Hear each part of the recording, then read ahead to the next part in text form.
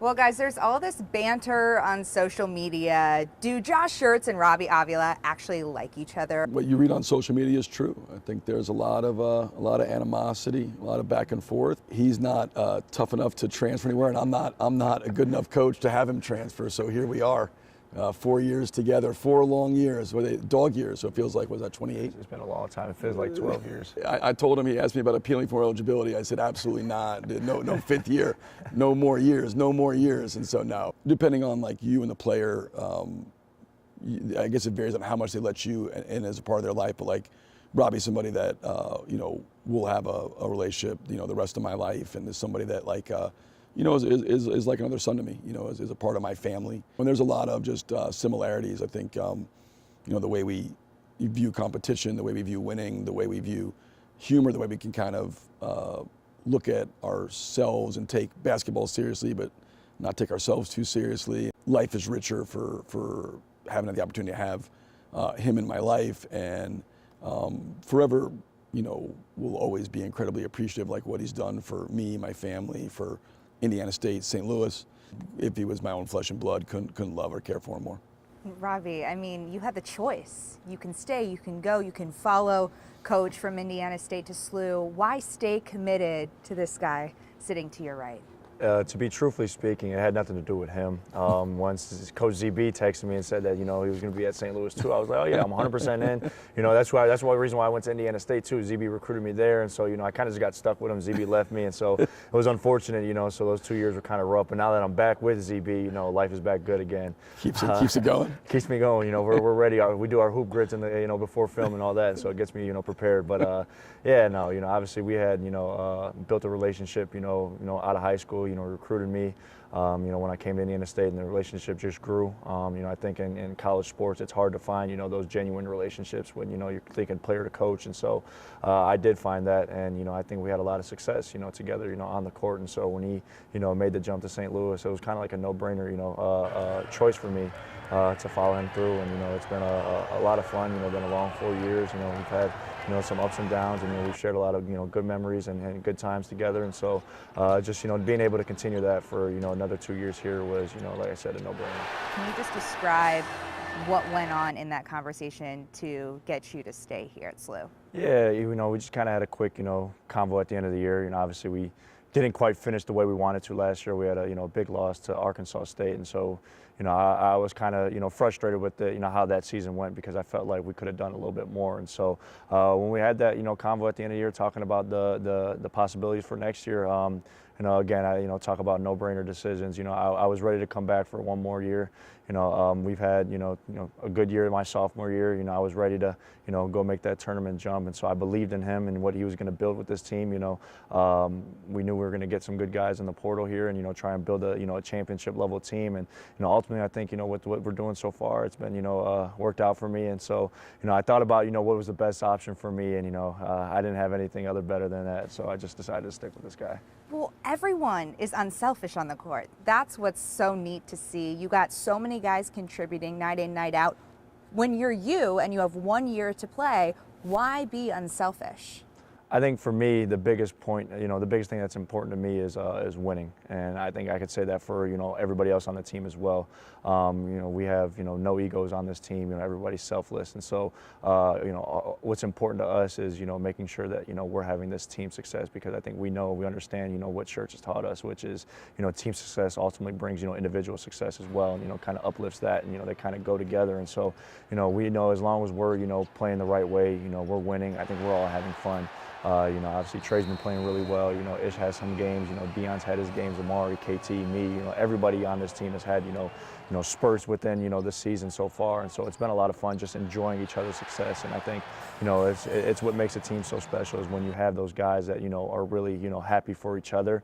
When other people are doing well, it's just amazing. Sustained success. That's been the quote, not only of this season, but your entire coaching career, your entire time together. Can you elaborate on how that has really taken form in this season when you're 21-1, you're beating a rival, Dayton, by 30 points in this arena, in a packed Chaifetz arena? What does sustained success look like for you guys?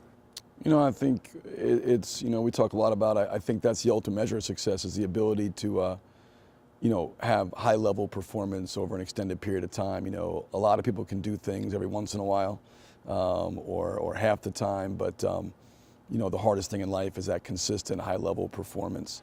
And it's what we aspire to, both individually, I think, and collectively as a team. It takes, talent, of course, but so much more than that, right? I mean, the character, the commitment, the ability to have the resilience and the mental toughness and all the things it requires. It transcends the success. It's like not, the success doesn't change you. It's who you have to become to have sustained success that changes you. And the guys that can do that, they take those traits with them the rest of their lives. Well, Coach, you've said multiple times that when you look at tournament teams, it's teams that are collectively together, teams that like each other, both inside the locker room, on the court, and just in real life. How have you guys gotten so close? Because there are so many new faces, even though you've been familiar with Coach Schertz's system. And how has it all worked? Yeah, I think just the ability to everybody to open up to each other. I think just, right off the bat, during the summer, guys kind of let their, true selves, come out. And so I think that was big for us to, become, that, really close-knitted team, because, it takes usually some time for, guys to open up. You're not sure who you want to, open up to, how close you want to be to somebody. And, it kind of was just, right away, when we got here in the summer. And so we, enjoy each other's presence. We have a lot of fun on the court, have fun off the court. We all hang out with each other.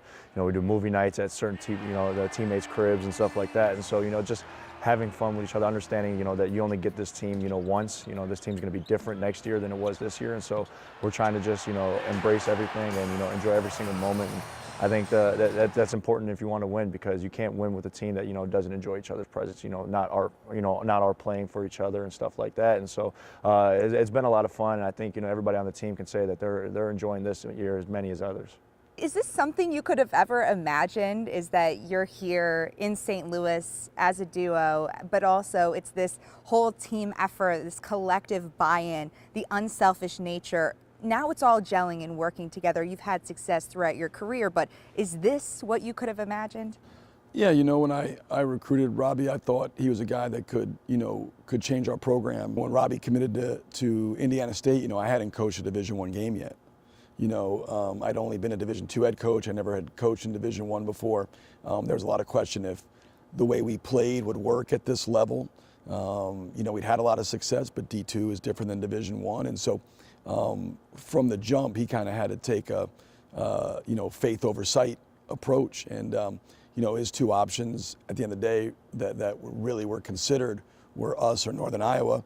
And probably the two most different options, right? Northern Iowa had kind of been a standard in the Missouri Valley. Ben Jacobson, winning as coach in Valley history, multiple Sweet 16s. I'm brand new to Indiana State, hadn't coached a game.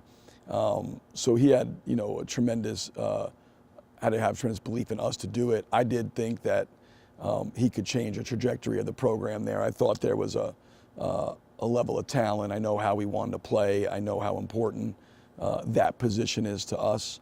I thought his skill set would fit in that. And then you get to know him, and there's a lot of who he is that's important as the talent piece. And so those things combined, when we came here, I think you always strive to put together a team. As a coach, the only thing you can do, the best you can do, is to make sure the sum is greater than the individual parts. If you have bad individual parts, then that's your job, but the sum's not going to be very much. The job is to get the individual parts and get as much as you can there in terms of accruing a team that fits together. But for the sum to be greater than the parts, you got to have the competitive character. You got to have guys that are like-minded. Robbie's been a part of a couple teams here that have won a high level. Last year's team, we actually had really good guys. It probably wasn't as close-knit as this team. But we had great guys. We just weren't talented enough to do what we're doing. The year before at Indiana State, I think, very similar in terms of the connection, the way guys sacrifice and give up for each other, how much guys genuinely care about each other.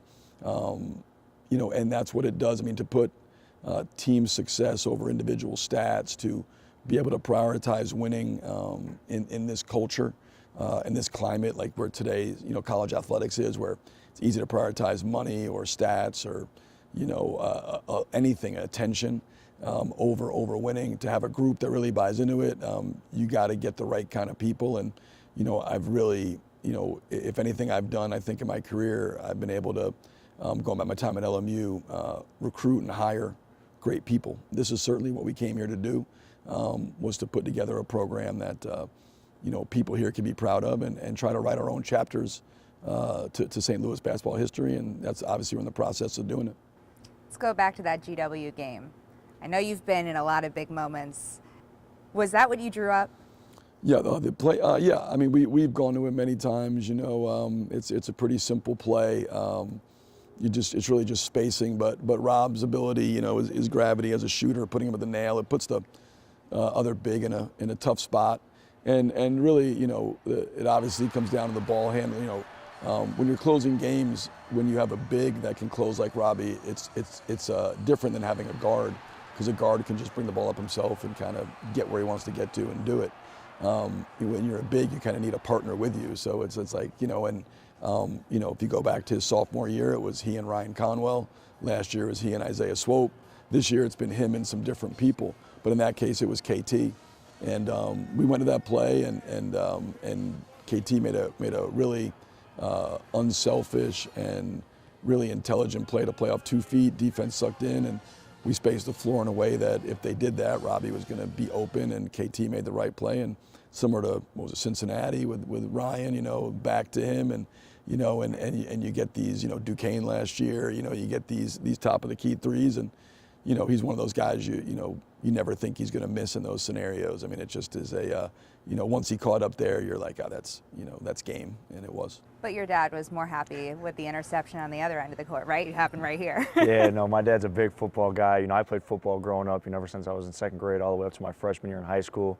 My brother played football, all the way through high school, and so, we've been a big football family, and so for him to see that, it was called interception at the end, it was almost like perfect, like DB work, backpedaling, see the ball, go get the ball at the highest point. And so, obviously he enjoyed the game-winning, shot, but I think that that play made him think about, back to my old days when I was playing football. How has your game evolved over these years of playing college ball with Coach Schertz? What have you seen in your own game, and how has that grown? Yeah, not only do I think I've grown on the court, but I think the biggest growth I've had so far is like my mentality, my IQ piece. Playing under Schertz, for the 4 years that I have, you learn a lot, that you don't learn, in high school or AAU, and you can't really see that if you're just going to look at it. You kind of got to be taught these things, and so being able to see things differently now, I think is the biggest growth that in my game. Obviously I've learned how to attack different coverages, better. I've become a better shooter, becoming a better passer. My on-court skills have grown a lot, but I think the biggest piece is just understanding what goes against best defenses, what goes offensively, and so just understanding a little bit more about the game and how to attack certain scenarios, knowing what to do when I'm in this position, when I'm with this guy, if they're through, they're switching, are they in zone, and so the biggest thing is just learning about the game more, just trying to see as much as I can, because ultimately I think when you're able to kind of see and read defenses, or even on defense reading offenses, you're only going to help yourself as a player. We can talk about a lot of aha moments now that you're this successful in this season and what has gone right, but when you looked around and you saw that Dayton game, that Billiken blizzard, and how packed Chaffetz Arena was, how much of an aha moment was that for the both of you to see people are just buying in to what you have brought to the city of St. Louis? When the crowd's like that, particularly, before tip-off, it gives you goosebumps, when you come out and you see how loud it was, and the student section packed. Those are the games, remember, your whole life. Some of the best moments of our, last year in Indiana State were, some of those NIT games, and late, January, February come championship, and, you're playing in front of a packed house in the Holman Center, and you walk in here last night and you see the community of St. Louis behind you, see the student section packed to the top. You see how loud they were. You could feel the energy in the building, and it never relented, whether we were up, that we got up early and we get up 24, they cut it back to 10, go back to 35. Like, they were in it with us the whole game. And so it's that's what you want. You want the fans, you want to create a great home court advantage, and to do that, certainly you got to play well. The players have to be good. But the second piece of that is you got to have energy, and the fans got to bring and make it a hard place to play. And I don't know how many teams in the country come in here last night and win. Yeah, I think it was just amazing just to see this, like you mentioned, it was, starting to fill up already, an hour before tip, we still had, warm-ups were just getting started, and half the arena was already filled up. And so it's just so much fun to be able to play in an arena where the community is so, supportive of you. And, I think, we had to earn that, and I think we've so far done so. And so when we got, we had the guys in the Speedos, it was awesome, the energy, I think we had, guys in costumes on the court side. And so, it's just so much fun to, play in front of a crowd that, is, really supporting you, bringing that energy. And I think we feed off that energy. I think that's the reason why we play so well at home is because, the support of the fans and the community is huge for us. And so we're just hoping to continue it on, for the rest of the season. Maybe no one knows Coach Schertz's mind, other than himself and his wonderful wife, quite like you do. How does he get players like yourself to buy in? What is the special sauce here? I think his just ability to read people. I think that's something it's huge when it comes to coaching. Understanding how to approach a player and what works best with trying to get the most out of them. And obviously, like we mentioned, we're pretty like-minded, so he understands like he can really get after me if he needs to, but understanding like I'm gonna be ready for him as well. And so just having that idea of like how to approach each person is huge, but also just, it started with the recruiting. He recruited guys that he felt like, were winners and wanted to win. And so when you have that kind of mentality, it's definitely easier to work with people like that because, you're going to be more willing to like listen and learn from him versus if you're, not much of a winner, you don't want to, have that kind of success. It's going to be a lot of back and forth. And so just being able to understand, how to, interact with the team and, know what's going to work for each player is definitely the biggest reason why, he's able to get, the most out of us. I know we don't want to think about the end, but is this a friendship that lasts forever? No. What are we? No, it's done after this year. Yes, whenever that last buzzer goes off, that's the last time we'll see each other. It'll be a quick blow-by handshake and off to the races. Like I said, Rob's like family, to me, and him and Juan and Katie and the whole group will always be, a part of our lives. Wherever he goes, that'll be a lifelong relationship. And those are, the whole thing is cool, in terms of, coaching and winning championships and all that stuff. But the relationships are the holy grail in the deal. Like that's what makes it special, is the relational piece. And like, we go to, Richmond, Virginia, and Cam Henry's mom's there. And we have, Kalik Stevens is here last night. And the players that you connect with and, 5 years, 10 years, 15, 20 years go by and you're still, super connected with them. And they're, and that's really like what you find with the deal is that really is the holy grail. The championships are great. It's a moment in time. You cut a net down, you celebrate. It's hard. You expend everything you have to it. But the relational piece is really what is the most special part of the journey, and probably somebody that, rest of my life, be a part of my life. I'm going to be, following all his successes as he moves forward, and then, and then he'll have his chapter post basketball, and he'll be great at whatever the next step is, post basketball too, whatever that entails for him. But no, that'll be a lifelong relationship. Thank you guys both so much for sitting down, chatting, and good luck the rest of the season. Appreciate it, Tamar. Thank you.